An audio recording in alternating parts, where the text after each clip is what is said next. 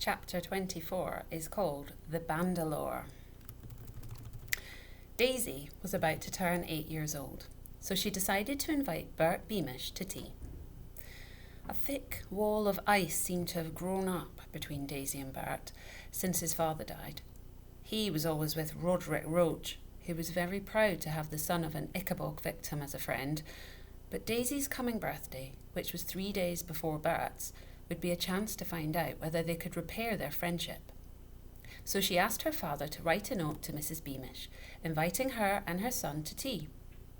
To Daisy's delight, a note came back accepting the invitation, and even though Bert still didn't talk to her at school, she held out hope that everything would be made right on her birthday.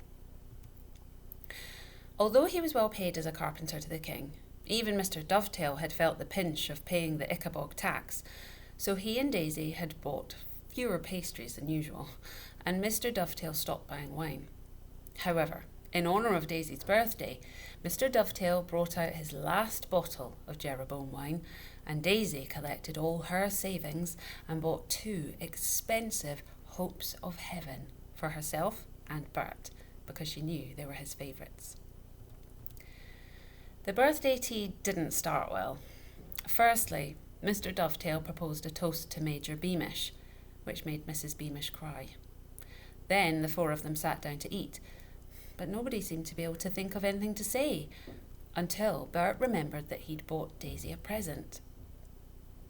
Bert had seen a bandalore, which is what people called yo-yos at that time, in a toy shop window, and bought it with all his saved pocket money.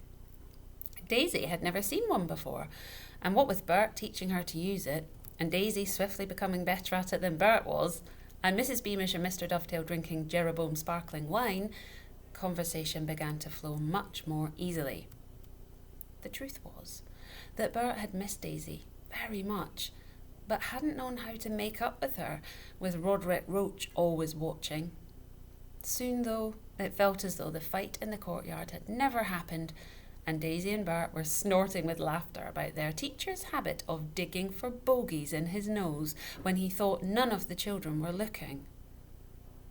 The painful subjects of dead parents or fights that got out of hand or King Fred the Fearless, all forgotten.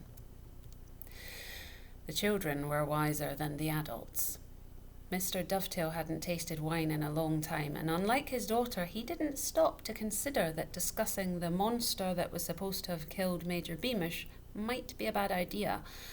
Daisy only realised what her father was doing when he raised his voice over the children's laughter.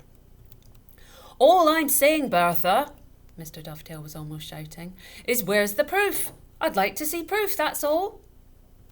"You don't consider it proof, then, that my husband was killed?" said Mrs. Beamish, whose kindly face suddenly looked dangerous. "Or poor little Nobby Buttons?" "Little Nobby Buttons," repeated Mr. Dovetail. "Little Nobby Buttons. Now you come to mention it, I'd like proof of little Nobby Buttons. Who was he? Where did he live?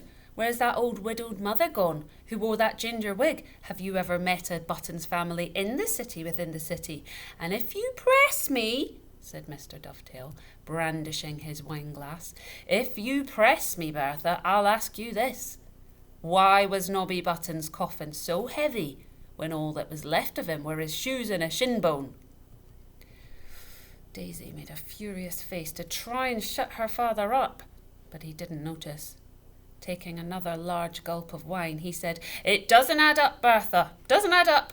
Who's to say, and this is just an idea, mind you, but who's to say poor Beamish didn't fall off his horse and break his neck, and Lord Spittleworth saw an opportunity to pretend the Ickabog killed him and charge us all a lot of gold?"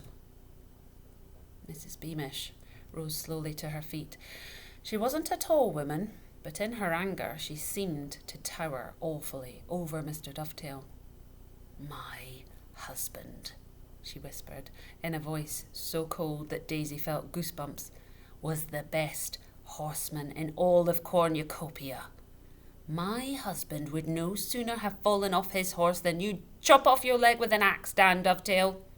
Nothing short of a terrible monster could have killed my husband, and you ought to watch your tongue, because saying the Ickabog isn't real happens to be treason." Treason, jeered Mr. Dovetail. Come off it, Bertha. You're not going to stand there and tell me you believe in this treason nonsense. Oh, a few months ago, not believing in the Ickabog made you a sane man, not a traitor. That was before we knew the Ickabog was real, screeched Mrs. Beamish. Bert, we're going home. No, please don't go, Daisy cried. She picked up a little box she'd stowed under her chair and ran out into the garden after the Beamishes. Bert, please, look, I got us hopes of heaven. I spent all my pocket money on them. Daisy wasn't to know that when he saw hopes of heaven now, Bert was instantly reminded of the day he'd found out his father was dead. The very last hope of heaven he'd ever eaten had been in the king's kitchens, when his mother was promising him they'd have heard if anything had happened to Major Beamish. All the same, Bert didn't mean to dash Daisy's gift to the ground. He only meant to push it away.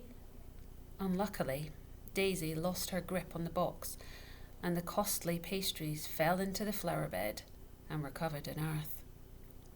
Daisy burst into tears. Well, if all you care about is pastries, shouted Bert, and he opened the gate and led his mother away. Oh dear, it all went wrong, didn't it?